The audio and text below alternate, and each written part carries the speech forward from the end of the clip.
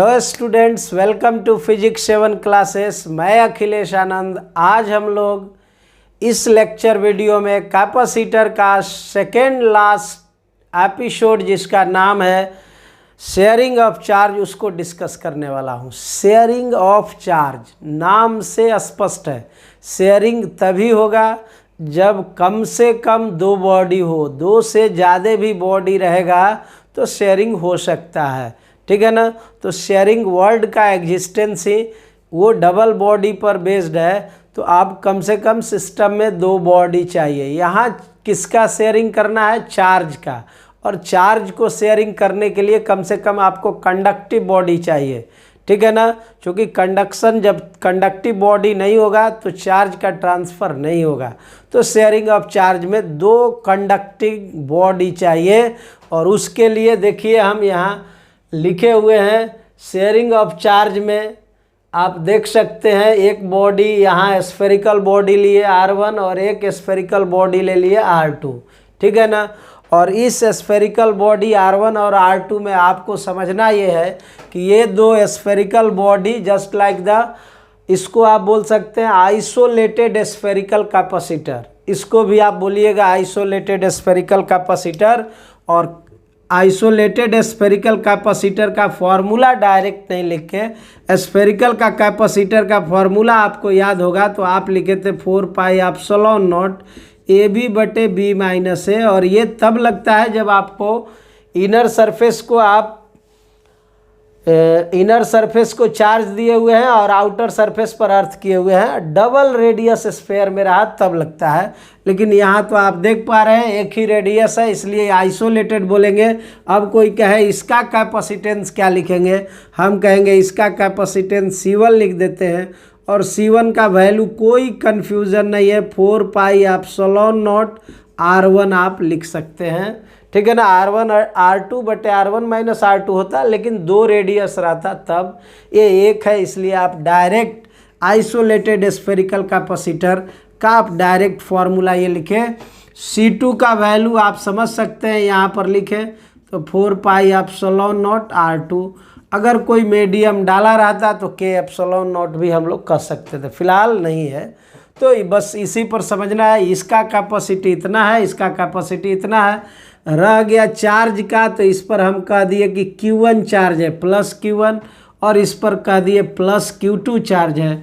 और पोटेंशियल की बात करें तो हम मान लेते हैं इसका पोटेंशियल V1 है और इसका पोटेंशियल V2 है, ठीक है ना।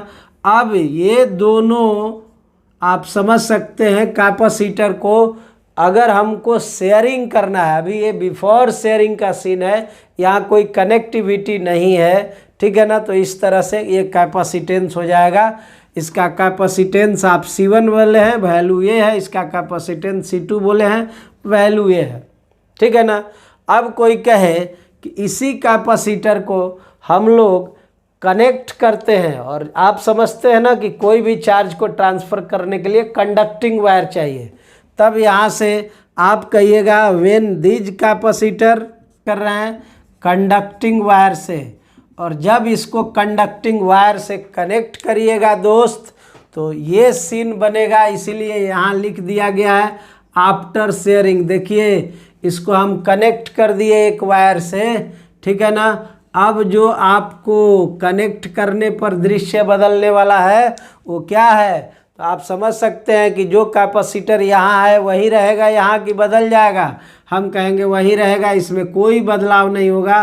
पहले भी ये 4 पाई एप्सिलॉन नॉट R1 था, अभी भी रहेगा। क्योंकि कैपेसिटी आप समझ सकते हैं एक नेचुरल प्रॉपर्टी है किसी बॉडी का, उसको जब तक बॉडी के स्ट्रक्चर में चेंजिंग नहीं करें तब तक उसका कैपेसिटी चेंज होने वाला नहीं है। तो इसमें भी C1 का वैल्यू उतना ही होगा।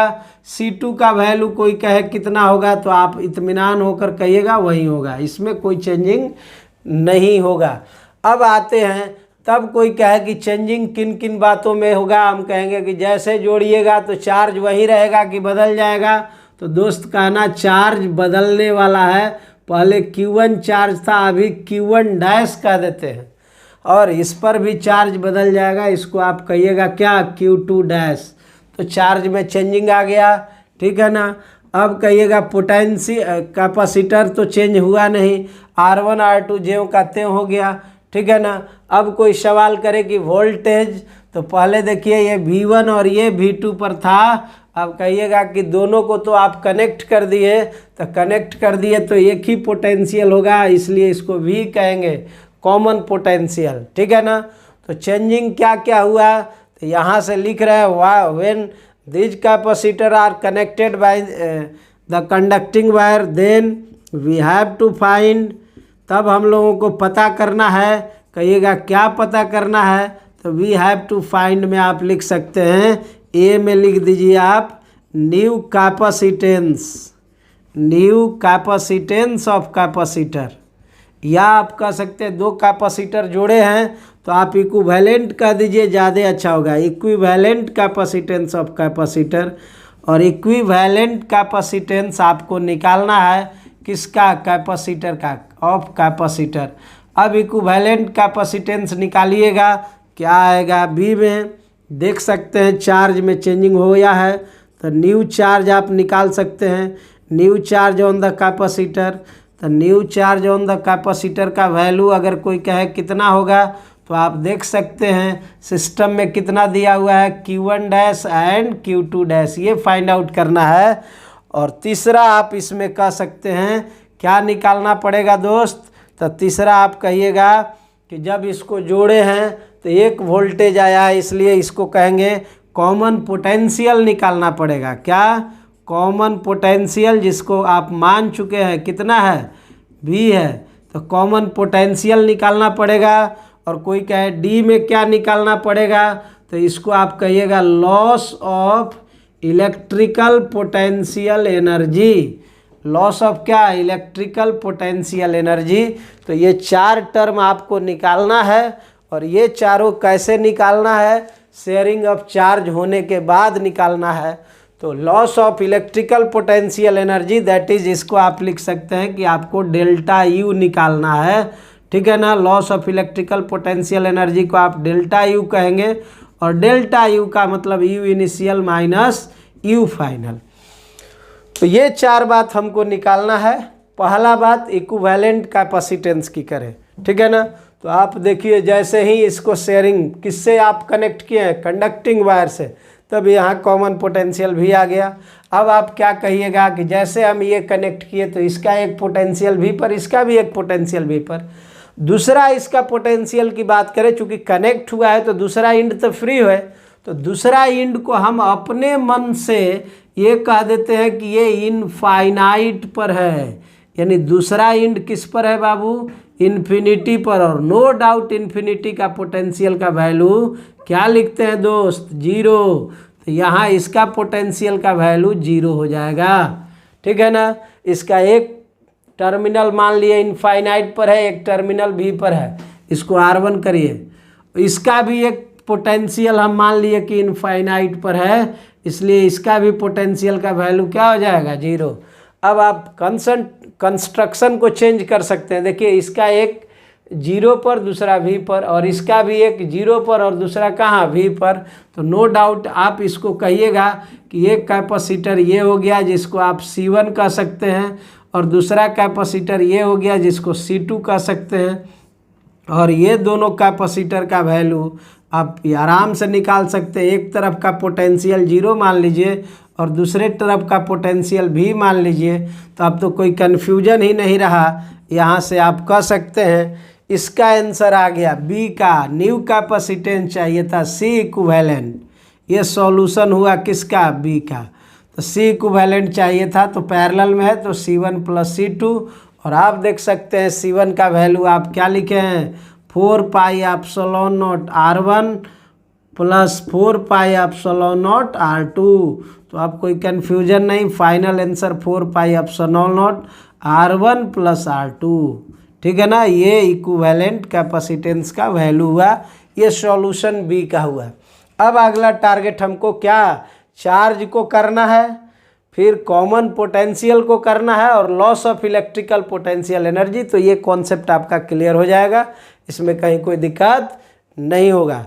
तो अब हम लोग पहला फर्स्ट पॉइंट टारगेट करते हैं इक्विवेलेंट कैपेसिटेंस, उसके बाद कॉमन पोटेंशियल पर आते हैं, ठीक है ना। तो इक्विवेलेंट कैपेसिटेंस निकालने के लिए आप क्या करेंगे देखिए, तो देखेंगे अगला हमारा काम करना है इक्विवेलेंट कैपेसिटेंस निकालना है, ठीक है ना। इक्विवेलेंट कैपेसिटेंस आपका आ गया था, चार्ज निकालना है।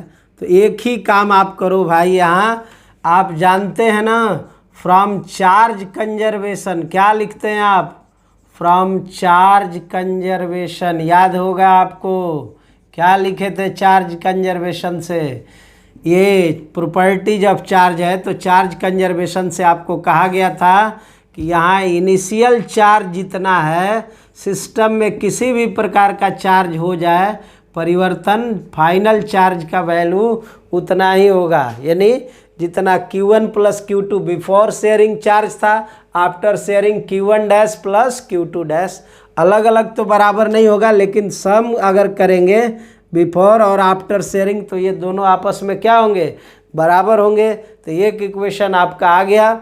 दूसरा ये, ठीक है ना, एक इक्वेशन आपका आ गया। यहाँ दूसरा इक्वेशन लाने का प्रयास करते हैं।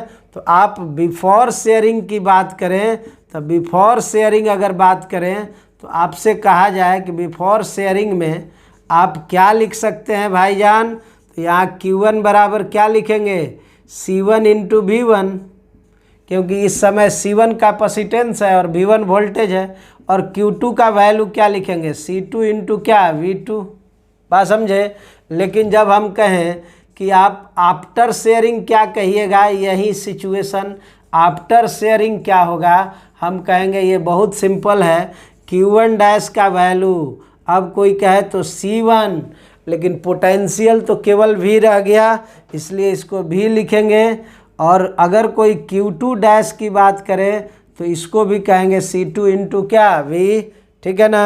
अब इसको हम अगर एक यहाँ टारगेट कर दें कि Q1 डैश बटे Q2 डैश बराबर क्या आ जाएगा, तो इत्मीनान होकर कहेंगे कि C1 भी बाई C2 भी, अभी ये कैंसिल हो गया, तो Q1 dash by Q2 dash आपको कितना नज़र आ रहा है, तो इत्मीनान होकर कहेंगे C1 अपॉन C2, और C1 के बदले क्या है 4 पाई एप्सिलॉन नॉट R1 और C2 के बदले 4 पाई एप्सिलॉन नॉट R2। तो कैलकुलेशन कहता है कि Q1 डैश बराबर Q2 dash by C1 C2, और इसको कहेंगे R1 बाई क्या, R2। ये Q1 बाई Q2 का रेशियो आया, ठीक है ना। अब देखिए इसको हम इक्वेशन 2 मान लेते हैं।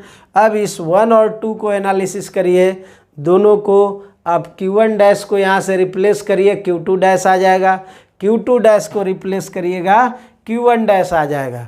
तो यहाँ पर हम रिप्लेस कर देते हैं, यही इसका वैल्यू इसके साथ अटैच करेंगे, अपने आप Q1 डैश भी आ जाएगा, Q2 डैश भी आ जाएगा, ठीक है। तो यहाँ from equation first and second से देखें, फ्रॉम इक्वेशन फर्स्ट हो गया और सेकंड हो गया।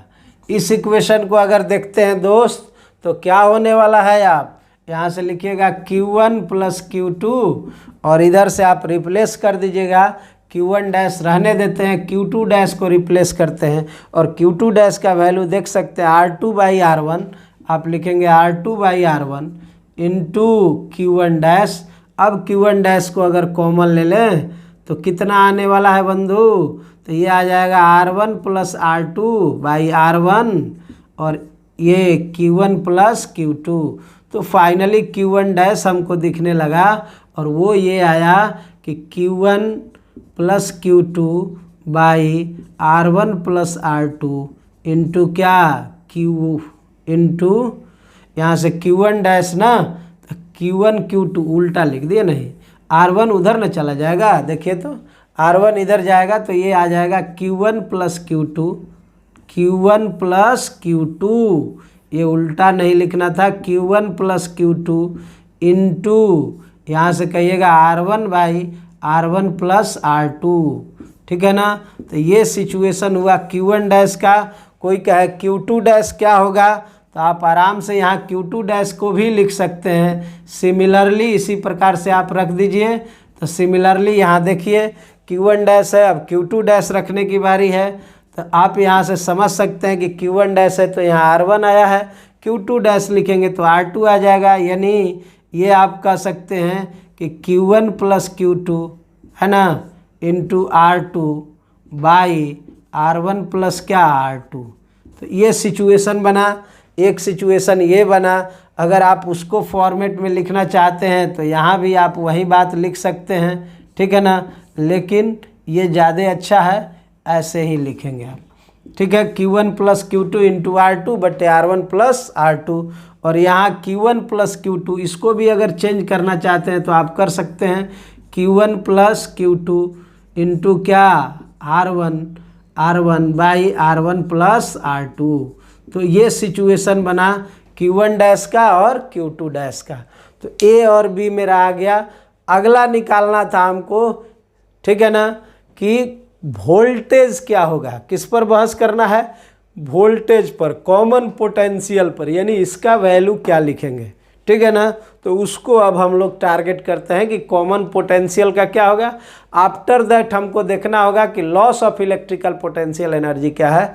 तो अभी हम सी पर बहस कर रहे हैं। ये जो आंसर हुआ ये ए का हुआ, बी ऑलरेडी आपके सामने आ चुका है, ठीक है। तो अब हमको देखना है दोस्त कि बी का वैल्यू, नहीं ए और बी आ चुका है, सी का वैल्यू, सी जिसको आप बोल रहे थे कॉमन पोटेंशियल, क्या बोल रहे थे, कॉमन पोटेंशियल। कोई कहे इसका वैल्यू क्या होगा भाई, तो आप देखिए Q बराबर लिखते हैं C इंटू भी ना, तो यहाँ C के बदले C इक्विवेलेंट था ना, और C इक्विवेलेंट का वैल्यू क्या लिखे थे, C1 प्लस C2। और चार्ज का वैल्यू आप देख लो Q1 dash plus Q2 dash, तो यहाँ Q1 dash plus Q2 dash by C1 plus क्या C2। और आप देख सकते हैं Q1 dash plus Q2 dash पीछे में दिखा चुके हैं, ये बराबर हो जाएगा फ्रॉम कंजर्वेशन ऑफ चार्ज से, तो C1 प्लस C2 आ गया। और Q1 के बदले आपको कोई कन्फ्यूजन ही नहीं है, आप क्या लिखते हैं C1 V1 प्लस इसके बदले C2 V2 ऑलरेडी आ चुका है बाई C1 प्लस क्या C2। और अगर आप इसमें चेंजिंग करना चाहें तो एक बात और लिख सकते हैं, C1 के बदले क्या था 4 pi epsilon not R1 V1 हो गया, और ये हो गया 4 pi epsilon not R2 V2। और नीचे में आपका आ जाएगा C1 4 pi epsilon not R1, और ये आएगा 4 पाई एप्सिलॉन नॉट R2।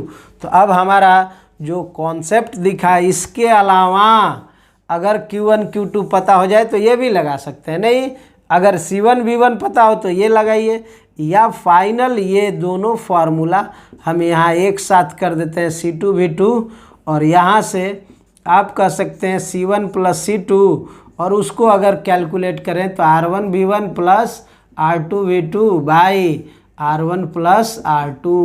तो ये आपका एक स्टैंडर्ड फार्मूला हो गया, किसका, कॉमन पोटेंशियल का। नहीं तो हम चार्ज निकाल लिए, कॉमन पोटेंशियल निकाल लिए, फिर उसके बाद इक्विवेलेंट कैपेसिटेंस निकाल लिए।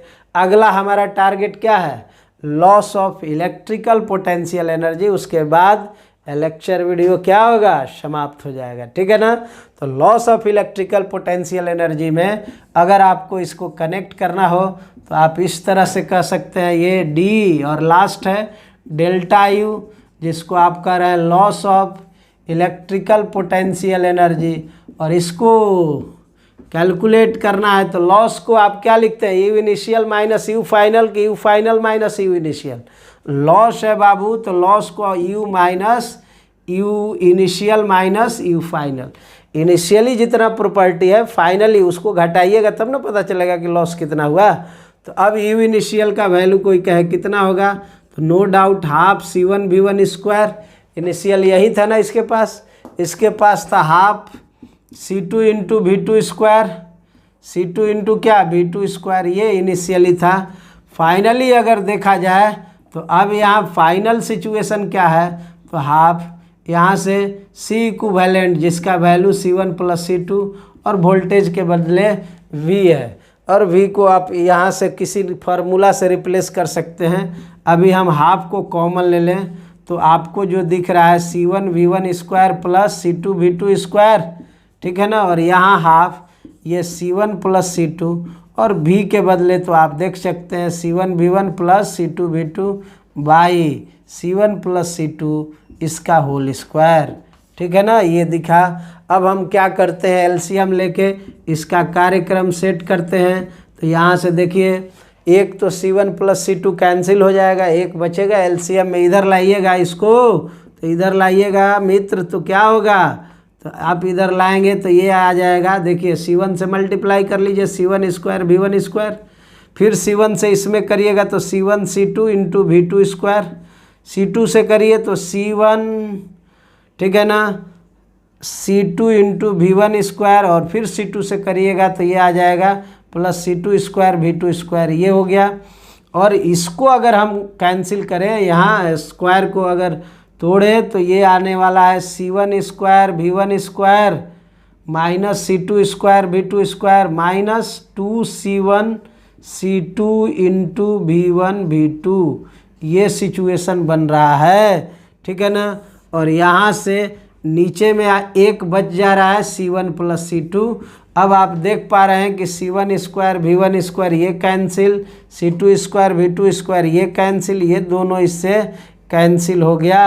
ठीक है ना, तो अब जो सिचुएशन बचा उस सिचुएशन नज़र आ रहा होगा आपको, क्या मिलने वाला है, तो डेल्टा यू का वैल्यू यहाँ जो मिला हाफ, ये जो मिल रहा है वो ये है C1 C2 अगर कॉमन ले लें सब में तो C1 C2 ऊपर में कॉमन आ रहा है, नीचे C1 प्लस C2 ये आ रहा है, और इधर से V1 square plus V2 square minus 2V1 V2, है ना, ये सिचुएशन बना।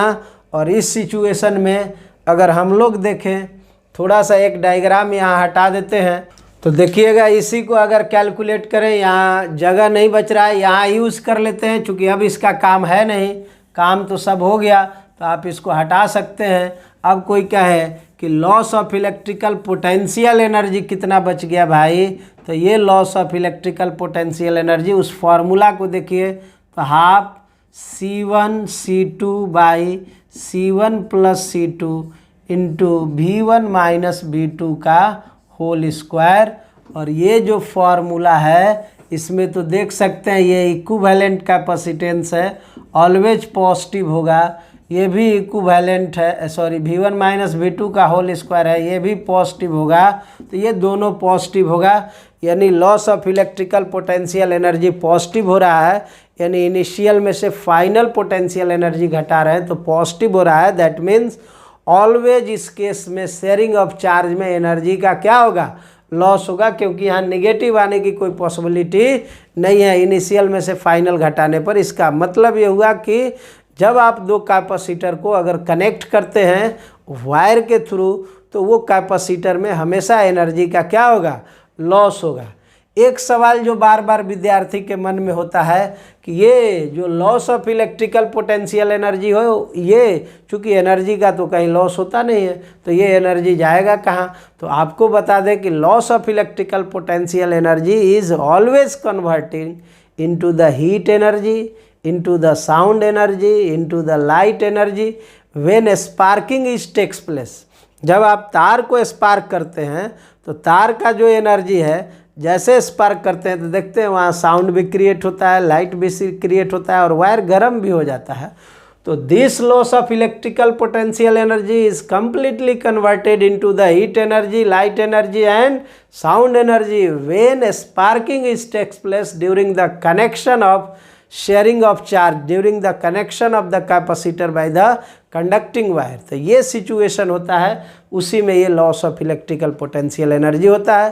कभी आपसे कहे कि हीट का वैल्यू निकाल दो, साउंड का वैल्यू निकाल दो, लाइट का वैल्यू निकाल दो, then use this formula to find out heat, sound and light. तो ये सिचुएशन समाप्त हुआ।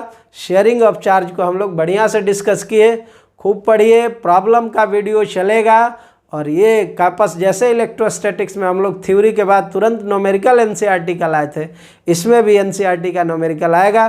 तब तक बने रहिए चैनल पर, देखते रहिए, खूब मेहनत करिए और सब्सक्राइबर, लाइक, शेयर, कमेंट ये सब फुल मात्रा में आप अपने दिमाग में रखिए कि अगले को करना है, ठीक है ना, और इस पर ज़रूर काम करें, ठीक है। सब्सक्राइबर की संख्या आप हो सके तो बहुत ज़्यादा बढ़ाएं।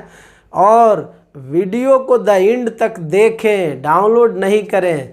देखिएगा, चूँकि नया नया वर्सन हम इसमें अपडेट करते रहेंगे। एक वर्सन पर आपको कंटेंट को नहीं रखना है, उसमें जो चेंजिंग होगा तो नए वीडियो आएंगे तो आपको अच्छा लगेगा, इसलिए डाउनलोड नहीं करके केवल देखिए, ठीक है ना। अब छोटा छोटा वीडियो डालेंगे, ठीक है, तो बने रहिए इस चैनल पर। हम लोग मिलते हैं नेक्स्ट लेक्चर वीडियो में, तब तक okay, bye bye and love you all.